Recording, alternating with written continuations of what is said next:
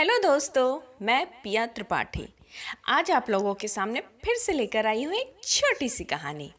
कहानी का नाम है हाथी और रस्सी। एक दिन एक व्यक्ति सर्कस देखने गया।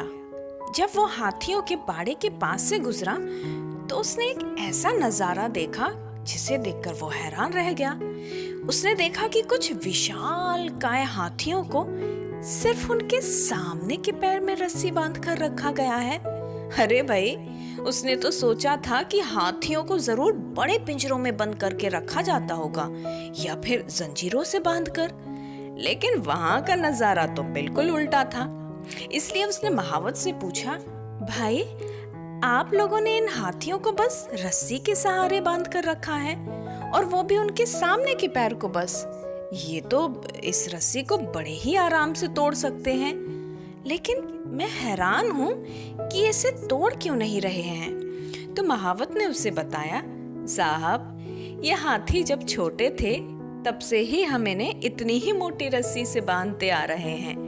उस समय इन्होंने इस रस्सी को तोड़ने की जी तोड़ कोशिश की है, लेकिन ये छोटे थे इसलिए रस्सी को तोड़ पाना इनके सामर्थ्य के बाहर था।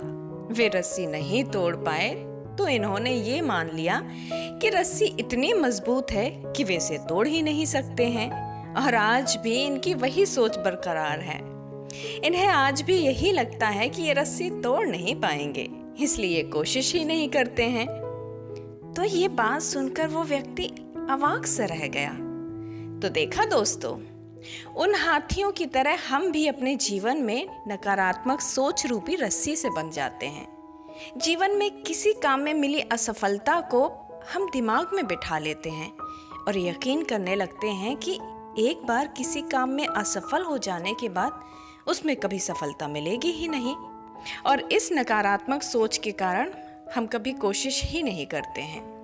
इसलिए आवश्यकता है इस सोच को, इस नकारात्मक सोच से बाहर निकलने की, उन कमियों को पहचान कर उन्हें दूर करने की जो हमारी असफलता का कारण बनी है।